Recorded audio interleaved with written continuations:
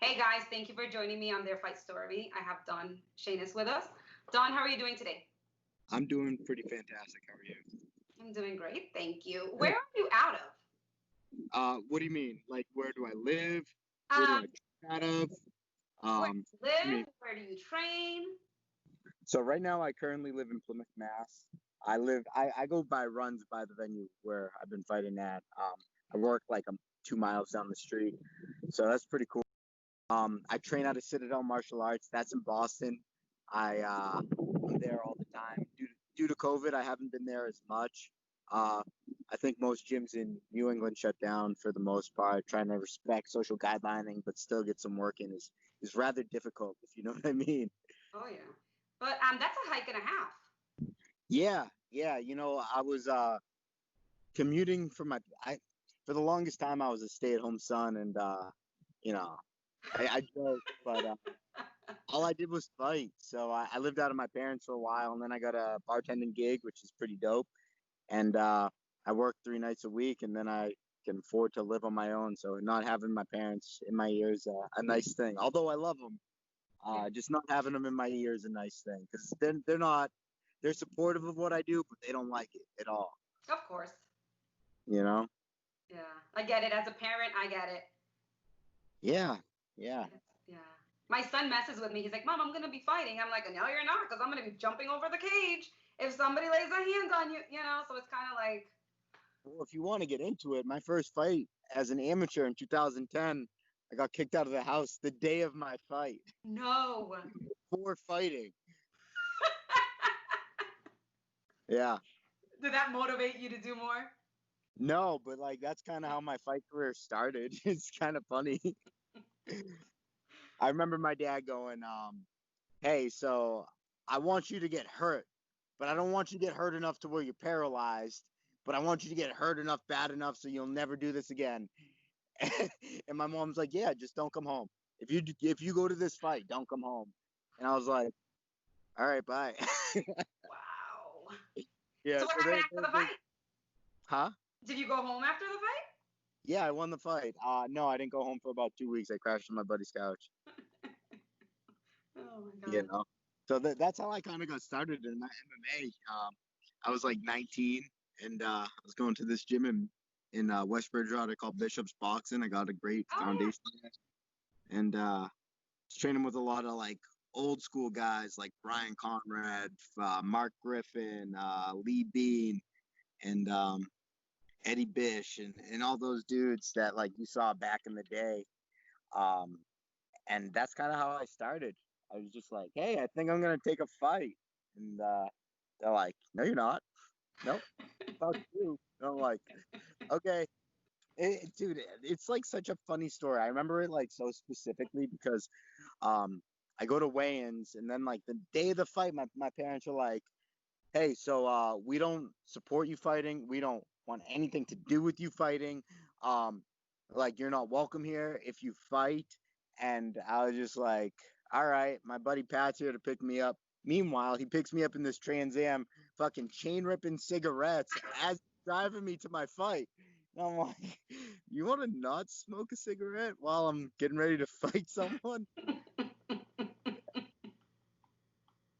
Right now, what are you focusing on for Focusing on? yeah, since everything's, well, now we're in phase three, so I guess we have a little bit more liberty. But what have you been focusing on while we were in complete lockdown?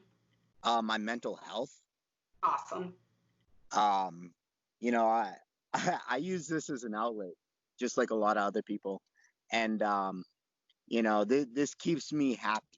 Never am I more happy than when I'm on the run. I got to do something. When I have 15 things I got to bang out in a day, where I have to, make a little checklist the night before of like shit I got to do the next day because I know no one else is doing it. So, without that structure, with like being out of camp is one thing.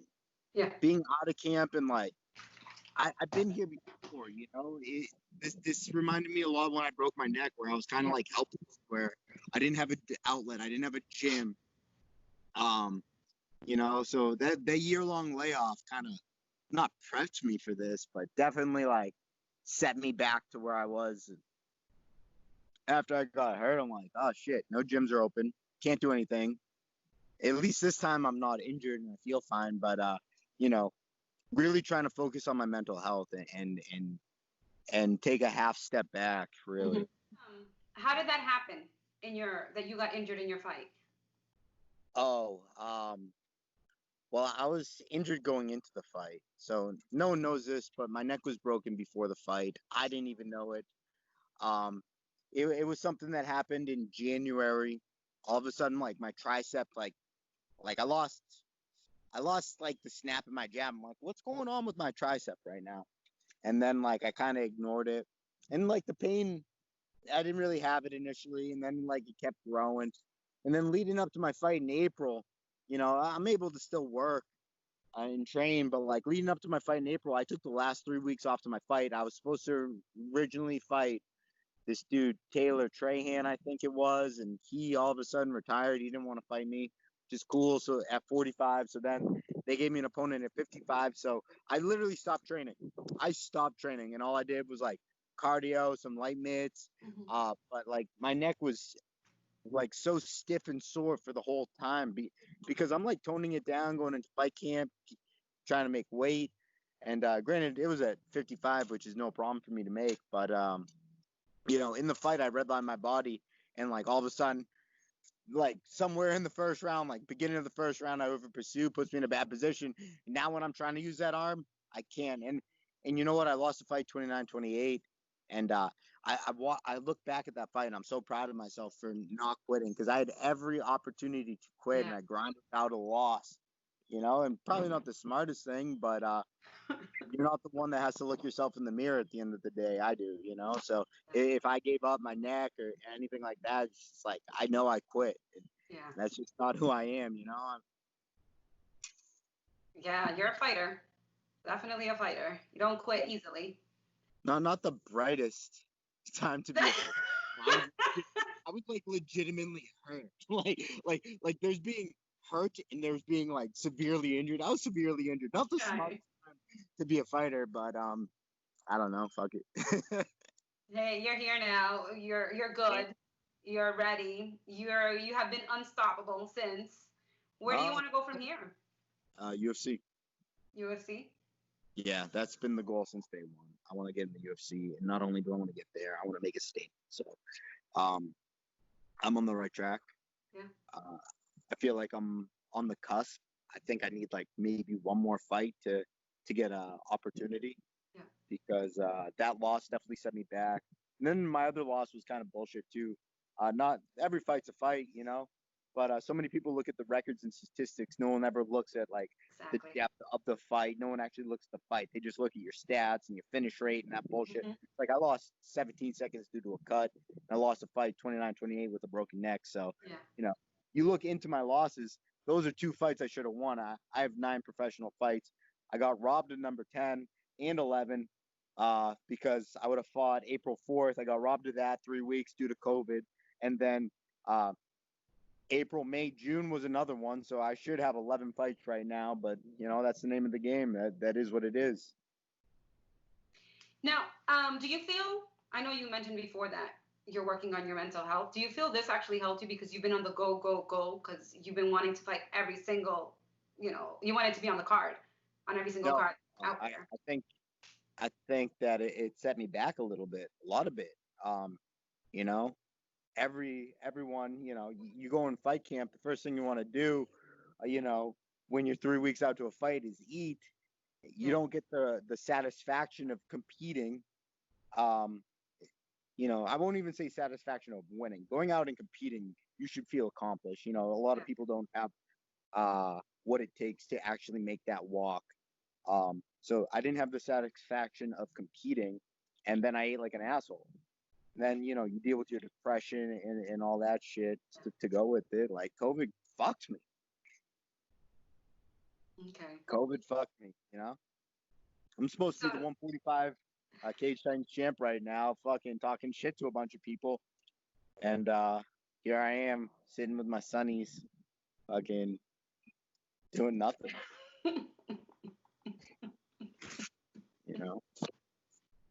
I dropped it. I mean, you're just falling apart over there. You needed this lockdown. Um, I wouldn't say falling apart. Definitely restructured a lot of things. Yeah. I'm finding training. Um, I actually got the privilege to go down to Key West for a little bit while their numbers were crashing before they started spiking again. In Key West, there was literally no COVID. I think they had 150 cases total in all the Keys. They kind of like cut off themselves from the rest of Florida. So I got some really good work at Bone Island MMA and the PAL. It's really one gym, but my man Eddie, he hooked it up. He let me crash with him for a couple weeks and got some really good jujitsu and some MMA work in with those guys over there. And then I don't know if I should be talking about it right now with how things are in Massachusetts and New England with how training is because a lot of it's Fight Club. You can't talk about it. No one wants to get shut down. No one wants to get fined. Oh. You know, I don't want to throw any names under the bus. You know, like no one knows the repercussions of you know who's going to be watching this, whether it's like someone going to come to the gym. It's like, hey, you can't do that. Where's your mask?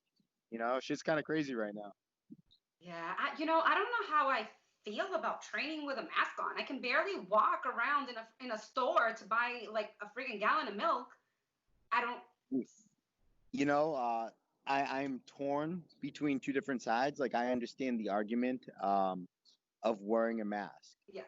Um, that being said, I wear a mask out of respect to my surrounding people. Um, you know what I mean? Not trying to be an asshole. You Yeah. know what I mean? You walk into a store, you should probably be wearing a mask Yeah. because you know what I mean. But like then you go to a restaurant, you take your mask off. Like there's no actual structure, and you know what I Which mean. one is it? Like oh, the wait staff has to wear a mask while they come up and talk to you while you're not wearing a mask, and I just don't fucking know what's actually going on. Like you know what I'm saying? Like Yeah. there's no actual structure, and I think that Massachusetts has done a good job of scaring everyone into these protocols. I guess the numbers are really good here now, but you know, what the fuck is going on, dude? I have no idea. I have no fucking idea. But on the other hand, I don't want to be the guy that goes home and kills my grandparents either, you know? Yes. Yeah, that's yeah. So, you know, it's one of those things where it's like, what's up with Costco allowing so many people in there, you know, and everyone's got a mask fucking running around and like you gotta walk down the walkway, walk down me on the walkway, like lead me to the fucking TVs. But you know, you gotta follow the aisles and it's like, you know what? I was walking in a grocery store the other day, like right by the cash registers, you Yeah. know, and some lady's walking out of an aisle, and I stopped to let her go by, and she's just like, "This is why there's fucking arrows on the floor." And I'm like, "What is wrong with you, lady? What the fuck is going on?" It's like everyone's super fucking paranoid, and you know, and you gotta kind of respect that because um, I haven't been able to see my coach.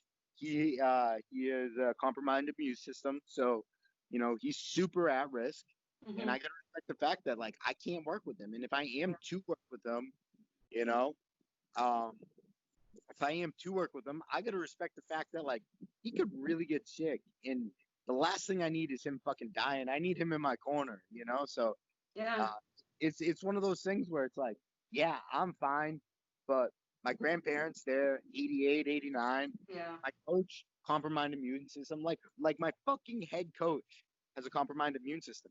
So it's like I can't, you know, put him at risk. I can't be No. that asshole, but I also still need to get my work in too. So So what are you gonna do once it starts getting better and you're able to start training? Is he gonna be virtually training you and you're with other people or? no, dude, I ain't Max Holloway. He's lying about that shit anyways. No, we're not gonna virtually train. Uh, you know, I don't know. We're kind of playing it by ear. Oh, I feel like the lighting's so much better over here. You look amazing. Oh, You stop. look amazing. Stop it. You're making me blush, dude. Stop that right now. Damn. But yeah, I honestly don't know what we're gonna do. I'm gonna keep doing my cardio. Yeah. I'm finally the gyms are starting back open up. I went to my strength and conditioning gym the other day. Um, it was good to be back. I got to do some light cardio. I'm gonna be making some changes along my camps and my teammates and whatnot, but we'll see. Because I don't know where any of my teammates are. It's like, hey guys, this is a great opportunity. We could get ahead of the game. Da da da da. It's like, oh shit, like we could also die too. Exactly. Yeah. I don't Do know. you do a lot of cross training? I do. I probably cross train as much as you can in New England. Yeah. Uh, I'm pretty cool with I think everyone. I'm sure I give some people a rotten taste just from me being me and who I am, but whatever. It's cool. Uh, I try and cross train with all the good guys, so Okay. at least in New England, I'm doing a ton of work with a bunch of different dudes. So you know, Have you ever fought somebody that has been in one of those training camps, or do you choose not to? what do you mean? Like somebody who, let's say you're cross training and you guys are in the same. Uh, no, I don't think I've ever fought anyone I've trained with. Like, let me think real quick. Um, no, no, I've definitely trained with people after I fought them. Okay.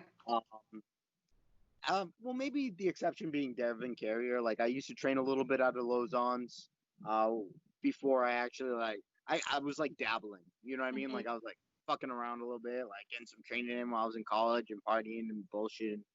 And then like I was training there, and then I like left, stopped training for a while, and then I started training again. And like a little bit later, like me and Devin ended up fighting, but that was out of Lozon. He was out of Lozon's. I was out of a different gym, so I never actually trained with him. But I guess that's maybe the closest I've came to that, where his coaches knew me, from Yeah. before. So whatever, dude. I train with all those guys now. They're all cool as shit. So Yeah. Would you would you actually fight somebody that you've been training with if it's, let's say, a title or anything like that? I mean, like, what's the point? Hmm. You know what I mean? Like everyone's goal in New England's like, well, it depends on what your goal is. Like, do I want to be the baddest fucking dude in New England? No, I don't care about that. I want to be in the UFC. I want to be one of the baddest dudes in the world. Yeah. You know. So all these guys are around here locally, like I'd rather use them as tools and fucking put my fingers together and give them 10 fingers up while they're giving me 10 fingers up and pulling each other up along the way so we can all climb that rank rather than fucking knocking someone's ladder over and starting a mess. Um, because I'll tell you what, like some of the toughest dudes have the shittiest records, and that's because they want the toughest fights. And it's like, you do this for a career. It's like, yeah, you're gonna fight tough dudes. Doesn't matter where they come from. Yeah. Uh, like I've came to the realization that everyone fucking hits hard, everyone's tough, and you're a professional athlete. You better be, or find something else to do. But why not use the talent and not try and fucking knock over these ladders and start fires between gyms and shit like that, and work together and be the best you could be, and then fight someone else, for actually more money because these local promotions, you Hmm. know, they're not paying you your worth. You know, it sucks to say, like I'm a professional athlete, I still got to work another job, Yeah. and that's not my choice. You know what I mean? Like, You guys are risking a lot when you go in there, and you're not huh? going to get Um, how about I'm risking my health or my life because exactly. when I'm trying to fight you, I'm trying to kill you. like it's a game of kill or be killed, and I'm trying to kill you. Yeah. And the worst thing that happens is I take some time off your life, whether that's a second, a minute. Like you're in there and you're playing for keeps, and that's a realization of the sport. So uh, I don't know. Why not do that on the biggest stage? Why not? Well, like what's the point of being the baddest motherfucker in New England or Massachusetts? Like, cool, dude. Like that's one state. You got a whole fucking world. Yeah. Is there somebody that you want to fight? I thought that Darius Estelle fight was great for me. Um, it's funny that fight got called off. That was what I felt like was going to push me into the next level of competing. It was gonna start getting me a little bit more of a spotlight. It was for the 145 Shainis title. Um, you know, I think that says a lot right there. I'm disappointed that fight fell through. Not to his fault, not to my fault. Fucking pandemic, dude. Like, what can you Yeah. do? That's someone saying ain't nothing going on. No sports in general, and it's been over 3 months. So Yeah. it's kind of a kick in the nuts from where I was. So what do you expect to do when you get in the cage when they say, "Hey, green light, you're on"? Green light. I mean, gonna be smart about it. I'm gonna do exactly what my coach tells me to do. He says, "Hey, uh, we're gonna take this fight, okay? Or we're gonna fight somewhere else. They're hosting fights. Um, I make so much of my money because I have such an awesome fan base, and to not fight in front of them it hurts a little bit. I have such an unbelievable fan base. It's funny. Not having this fight kicked me in the nuts financially. Kicked me square in the nuts. I lost a significant amount of money not fighting, and then not having a gym, and then losing my job. I found out about my fight falling out and my job not happening like in the same day. Like my fight's falling off, and oh, you're not coming to work tomorrow. I'm like, oh, sweet. Then getting on unemployment was a fucking bitch, but I don't know. Luckily, I saved up a little bit for my last fight, but that dwindles. Money comes and goes. Yeah. Where did you get your name Shameless from? Oh boy, I don't know. I really don't. It just came out of nowhere? Yeah, it came out of fucking left field. But if I'm to give, so like when I decided I was gonna take this seriously, I needed to break a habit of partying, and by partying I mean a lot, and I've done so. But if you ever catch me out drinking, you'll know why my nickname is Shameless. I don't really drink anymore. Um, I'm not getting any younger, and I'm a young man sport, so I can't afford to have beers with my friends and go out and do whatever I did when I was drunk. But my friends could tell you plenty of dumbass stories of me fucking climbing shit or doing something stupid or hilarious. I don't know. I don't know, man. After one of these fights, you just catch me out drinking, you'll see where I got my nickname. All right. After the fights, I'm working on pictures. I don't have time. Yeah, that's when you hustle.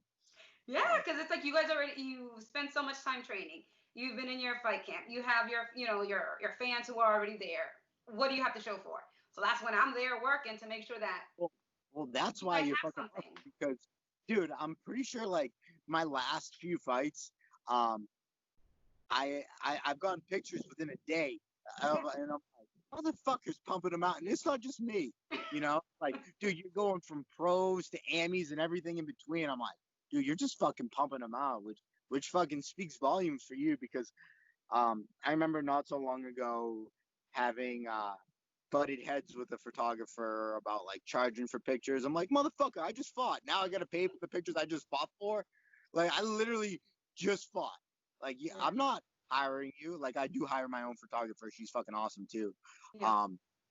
But that's for my personal, Yeah. Instagram and all that shit. But it's like the promoters fucking photos should like I shouldn't be paying for those. The promoters pay for those. Like I don't try and double dip. Um, so you just fucking crank them out, and like I said, that speaks volumes for you. So Yeah, that's my thing. I want to make sure that you guys have it. You guys have already sacrificed enough. I don't think you need to be waiting 3 weeks, 5 weeks I mean, obviously when I get home, I don't do anything but sit there and work. Like my son's like, really, mom? I'm like, hey, I got to get this done. They already fought. They need to see their stuff. well, that's the thing too. Is like being a fighter, like those photos, right? Something like that. It means so much to you because like you just fought, you don't have the video for it, and it's like, oh, maybe like there's a cool shot of me doing something cool, or like, oh shit, like I probably should fucking not get punched in the face, you know? like it's always cool for one guy in the photo. You know what I'm saying? Yeah. And it's like a lot of these amateurs are trying to build their career, and like you make that walk even as an amateur. You know, you're still looking forward to photos coming out and shit like that. So it's one of those things that it's like it's just nice, you know. I love what I do. You guys love what you do. So it's a perfect team, you know? I love fucking around with you guys in the back. You're like, throw a jab. I'm like, Me and my jab. Well, it's kind of hard for me to show you. Well, one, you already know. And two, I'm holding the camera. I'm trying to balance myself. So you got to give me a little bit of a break. Yeah, well, you gotta also like be in there like dehydrated, fucking hungry as shit. Like you gotta also know that like like you gotta have fun with it too. So yeah, that's the thing. You guys are making weight. You guys. So I'm trying to like. I know people want to get them in order, like the pictures. Oh, this, in the order, fight order type thing. But if you're about to pass out, and I'm not gonna make you wait for your turn on the list. It's like, you know what? I can figure who you are, out later. Not a problem. Well, if you're about to pass out at weigh-ins, either you're cutting too much weight or you fucked up. Like either you're cutting too much and like you need to chill the fuck out, or you fucked up. Most of the time, you fuck up and don't know how to do it right. Yeah. But yeah, I don't want people waiting. You guys have waited enough. And plus, like when you're cutting weight, dude, I've never looked so good in my life. I might feel like shit, but like you're capturing me at my absolute weakest, but sexiest at the same time. So it's a fine balance. What would you like to tell people about weight cutting? Have you had a horrible weight cut experience? I've had a bad rehydration experience. Oh, really? That I've definitely not refueled properly, mostly as an amateur. Okay. You know, there was one fight in specific. Um, all I ate after weigh-ins was ice cream. Like it was as an amateur, all I ate was fucking ice cream. So I made my buddy stop. Obviously, I'm drinking fluids, but like I had some like popcorn at Coops, and then I had like a little bit of pasta. All right, cool. Fuck it. Stopped at the gas station, got a fucking pint of Ben and Jerry's. All right, even cooler. And then we stopped at another gas station or like a 7-Eleven or Cumbies or some shit. And I got 2 ice cream chipwiches. And then I was like, oh, I feel so good right now. Right. And then like the next day in my fight, I like lost all the energy. I definitely lost a round because I had no energy. And then I got sick after the fight. So it was one of those things where it's like, all right, maybe I shouldn't eat like a fucking asshole or save that for after the fight. Lesson learned. Good job. Yeah. Thank God that was as an amateur because you're playing for keeps. Yeah. You know, I definitely lost a round I should have won, but I had nothing in the tank that round. Luckily I came back the next round and fucking smashed, but it's cool. It's cool. Have you kept the same corner since you started? Fuck no. Cool. My corner's changing every time. I got a good base right now. So it's like, no, people come in and come out of, you change gyms. I've changed gyms countless number of times. But like then people's availability. Right now, I got a really good thing going with Eric Grossman. He's my head coach. He has cornered me since I fought for my Amy title. There was only one exception, and that's because like he was away on a trip, and it wasn't the toughest matchups. He had all the confidence in me that I was gonna go in and smash, and I did. But there was just one fight he booked a trip and he couldn't get out of it, and I don't know if it was like a wedding or something.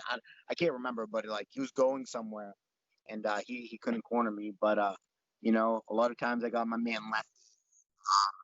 Believe it or not, I have a big part of my fight camp is my massage therapist, Chris Brennan.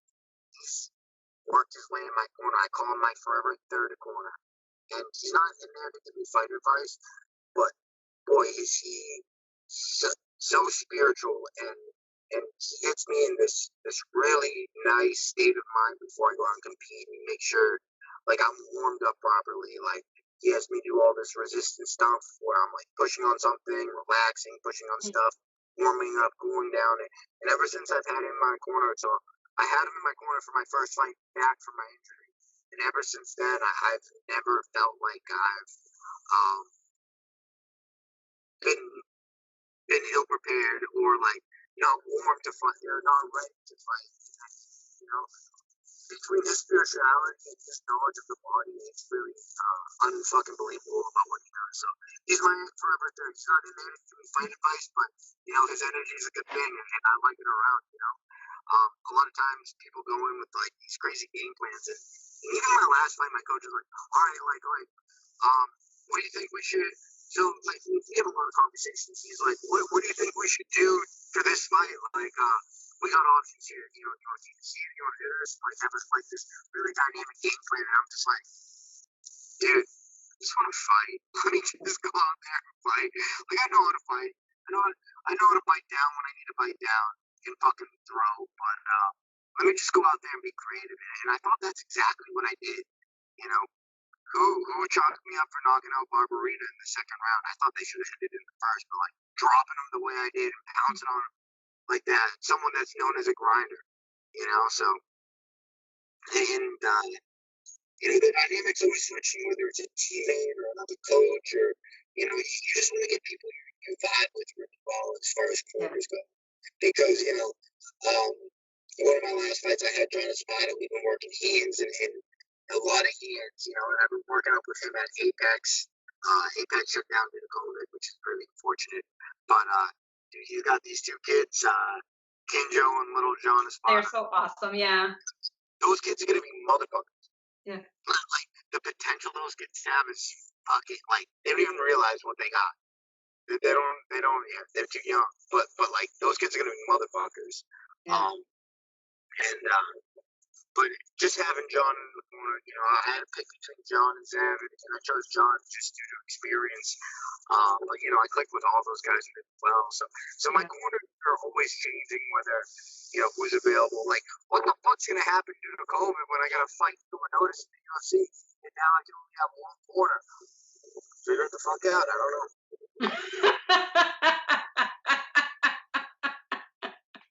You know what I'm saying? Like, figure it out. Yeah, I gotcha. Thank you, Don. Is there anything that you want to tell everybody before we wrap it up? Yeah, I miss you all. Anyone watching this clearly knows that I've been out of work for a little bit. I can't wait to go on and put a performance for you, but I'm not going to do that half-assed. I do need a little bit of time and opponent and shit to open up a little bit more for me to take things to the next level, and I really look forward to it. It's not going to be too long, unless shit gets worse, but I don't know what the fuck's going on. So I'm literally playing it day by day. I think I'm optimistic things are gonna open up rather gradually and really quickly. So the more things get to open, the better training is, the more people feel comfortable. I'm just not gonna do something half-assed. Obviously, you want to take your opportunities when you can, but a short notice fight in the UFC, it's great and all, but if you're gonna die making weight, is it really worth it? Being ready is part of it, and I'm trying my best to actually draw my weight now so I can stay ready and potentially to take one of those short notice opportunities. So, yeah.